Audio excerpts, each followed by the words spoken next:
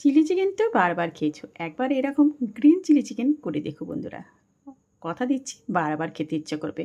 Hello বন্ধুরা, মিতালি কিচেনে স্বাগতম। চলে আসলাম নতুন একটা রেসিপি নিয়ে। আর এই রকম একবার যদি খেয়ে দেখো বন্ধুরা, বা কথা দিচ্ছি তোমরা কিন্তু বারবার জিজ্ঞেস করবে কেমন করে করেছি দিদিভাই। তো তার জন্য তোমাদের সম্পূর্ণ রেসিপিটা দেখাবো। তো চলো ঝটপট দেখিয়ে দিয়ে। তো প্রথমে কিন্তু আমি পরিষ্কার করে ধনে পাতাটা ধুয়ে নেব। একটু ধনে পাতা বেশি লাগবে বন্ধুরা। তো আমি কেমন করে করলাম সম্পূর্ণটা পুরোটা দেখো, কেউ কিন্তু স্কিপ করো না, তাহলে কিন্তু রান্নাটা ভালো করে বুঝতে পারবেন। পরিষ্কার করে জল থেকে চিপে ধনেপাতাটাকে আমি তুলে নিলাম মিক্সির মধ্যে। এর মধ্যে দিয়ে দেবো কটা কাঁচা লঙ্কা, তোমরা ঝাল অনুযায়ী দেবে। আমি এখানে 4টে কাঁচা লঙ্কা দিয়েছি। তো প্রথমে কিন্তু ধনেপাতাটাকে ভালো করে পেস্ট করে নিলাম দেখো। তো চলো মূল রান্নায় ফিরে আসি।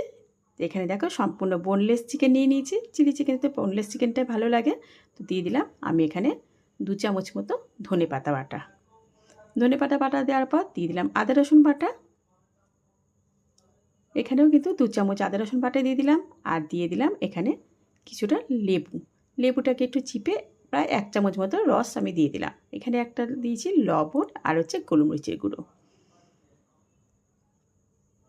এরপরে দেবো বন্ধুরা আমি একটা ডিম। এই ডিমটার মধ্যে কিন্তু দুটোই কুসুম ছিল, আমি কিন্তু দুটো ডিম দিইনি, একটা ডিমই দিয়েছি। তো আর দিয়ে দিলাম কিছুটা কর্নফ্লাওয়ার। এবার কিন্তু পুরোটা ভালো করে ম্যারিনেট করে নেব। ভালো করে ম্যারিনেট করে নেব যাতে চিকেনটার মধ্যে সম্পূর্ণ মশলাগুলো সবকটা লেগে যায়। আর যেহেতু ডিমটা দিয়েছি তাতেও সফট হবে, আর যেহেতু লেবু দেওয়া আছে তাতেও কিন্তু চিকেনটা সফট হবে। তো দেখো আমি এরম করে এখন ঢাকা দিয়ে রেখে দেবো প্রায় 1 ঘন্টা। তোমাদের হাতে যদি সময় থাকে, সময় কম থাকে 1/2 ঘন্টা রাখতে পারো, কিন্তু যতক্ষণ তুমি ঢাকা দিয়ে রাখবে ততটাই কিন্তু চিকেনটা সফট হবে। তো যাই হোক, চলো মূল রান্নায় ফিরে আসি। এবার একটা কড়াইয়ের মধ্যে তেল দিয়ে দিলাম। সাদা তেলে রান্নাটা করছি। আমি কিন্তু ফ্রিজে রেখে দিয়েছিলাম প্রায় 1 ঘন্টার বেশি আমি চিকেনটা। তো চিকেনটাকে আমি বের করে রেখে দিয়েছি ফ্রিজ থেকে কিছুক্ষণ আগে। এবার তেলটা গরম করে আমি কিন্তু চিকেনগুলোকে ছোটো ছোটো করে ভেজে নেব। ছোটো ছোটো পকোড়ার মতো করে চিকেনগুলোকে ভেজে নেব, যেমন করে আমরা চিলি চিকেন ভাজি ঠিক এরম করে ভেজে নেব। তো দেখো প্রত্যেকটা চিকেনকে আমি আস্তে আস্তে লাল লাল করে ভেজে নেব, তবে খুব বেশি লাল করবে না, তাহলে কিন্তু চিমড়া হয়ে যাবে। কেমন লাগছে রান্নাটা অবশ্যই জানিও। আর যদি ভালো লাগে তো প্লিজ একটু সাবস্ক্রাইব করে দিও।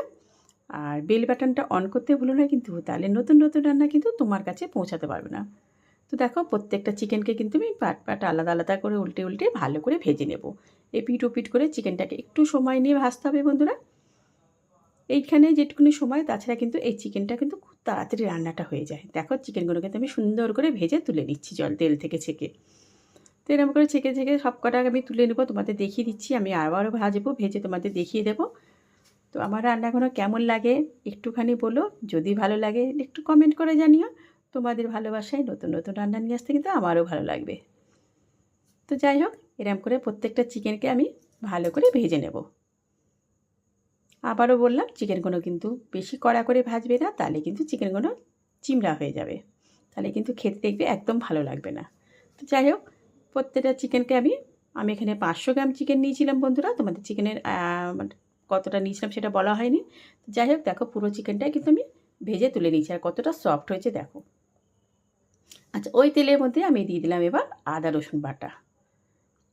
গ্যাসটাকে আমি একদম কমিয়ে রেখেছি, কমিয়ে রেখে আদা রসুন বাটাটাকে একটুখানি নাড়াচাড়া করে নেব। একটু আদা রসুনটা ভাজা ভাজা হয়ে গেলে এখানে দেখো পেঁয়াজটাকে আমি কিছুটা কিউব করে নিয়েছি। এখানে আমি বড় সাইজের 2খানা পেঁয়াজ নিয়েছি। আর দিয়ে দিলাম ক্যাপসিকাম। পেঁয়াজ আর ক্যাপসিকামটা ভালো করে আদা রসুনের সঙ্গে ভেজে নিতে হবে। গ্যাসটাকে এবার মাঝারি করে দিব, দিয়ে ভালো করে আমি একটু ভাজবো। খুব লাল করে ভাজবো না বন্ধুরা, মোটামুটি একটুখানি ভাজবো। এবার আমি এর মধ্যে সস অ্যাড করছি। দেখো কিছুটা সয়া সস দিয়ে দিলাম, ডার্ক সয়া সস দেবে অবশ্যই। দিয়ে দিলাম কিছুটা চিলি সস, আর দিয়ে দিলাম কিছুটা কাঁচা লঙ্কা চিড়ে। কাঁচা লঙ্কা করে এরমভাবে দিবে। তোমরা ঝাল অনুযায়ী আরও কিছু যদি ঝাল খেতে ভালোবাসো তাহলে একটু লঙ্কাটা পরিমাণটা বাড়িয়ে দিতে পারো। তো যাই হোক, মশলাটা দেখো আমার একটু ভাজা ভাজা হয়ে গেছে। এবার আমি এর মধ্যে ধনেপাতাটা যেটুকুনি রেখে দিয়েছিলাম সেটা আবার দিয়ে দিলাম। সব ধনেপাতা কিন্তু আমি তখন দিইনি, কিছুটা দিয়েছিলাম, কিছুটা কিন্তু আমি রেখে দিয়েছিলাম। এবার ধনেপাতাটা দিয়ে মশলাটা ভালো করে কষিয়ে নেব। দিয়ে দেবো কিছুটা লবণ। আর চিকেনের পকোড়ার সময় তো আমি লবণ দিয়েছিলাম, তাই আন্দাজ করে লবণটা দিতে হবে। আর সসের মধ্যেও কিন্তু লবণ ভাবটা থাকে, তাই আর লবণটা কিন্তু খুব ভালোভাবে দিতে হবে। এবার দিয়ে দিলাম ভিনিগার, 1/2 চামচ মতো আমি ভিনিগার দিয়ে দিলাম। আমি চামচে দিইনি, অর্ধেকটা মুটকির মতো করে দিয়ে দিয়েছি। তো যাই হোক, এবার দিয়ে দিলাম একটুখানি চিনি, যাতে ভিনিগারের টক ভাবটা ব্যালেন্সটা ঠিক হয়, তার জন্য একটুখানি চিনি দিয়ে দিলাম। এবার কিন্তু সম্পূর্ণ মশলাটা আমার কষানো হয়ে গেছে। এরপরে আমি কিন্তু চিকেনটা এর মধ্যে দিয়ে দেবো বন্ধুরা। তো দেখো, ভাজা চিকেনটা কিন্তু এবারের মধ্যে দিয়ে দিলাম। আর গ্যাসটা কিন্তু এখন কিন্তু একদম লো টু মাঝারি করে রাখবে। তো চিকেনটা দিয়ে ভালো করে আমি মশলার সঙ্গে মাখিয়ে নিলাম। রান্নাটা কিন্তু আমার প্রায় হয়ে এসছে। আর এটা কিন্তু ড্রাই হয়, খুব একটা গ্রেভি আসে না। তো দেখো, এবার কিন্তু একটু করে জলের মধ্যে কর্নফ্লাওয়ার গুলে নিয়েছিলাম, 2 চামচ কর্নফ্লাওয়ার গোলা জল দিয়ে দিলাম। তোমরা আন্দাজ করে, যদি তোমরা এর থেকে একটু গ্রেভি খেতে চাও তাহলে কিন্তু আর একটুখানি কর্নফ্লাওয়ার জলটা একটু বাড়িয়ে দিতে পারো। তো এটা কিন্তু ড্রাইটাই খুব সুন্দর লাগে খেতে, ড্রাই না হলে কিন্তু ভালো লাগবে না খেতে। তো দেখো, ফাইনালি আমার কিন্তু হয়ে গেছিলো। আমি কিন্তু একটু ঢাকা দিয়ে দিয়েছিলাম। তো কেমন লাগলো বন্ধুরা এই গ্রিন চিলি চিকেনটা? যদি ভালো লাগে, আবারও বললাম, প্লিজ একটু কমেন্ট করে জানিও। তো সম্পূর্ণটা আমি রান্নাটা তোমাদের সামনে দেখিয়ে দিলাম, ঢেলে দিলাম।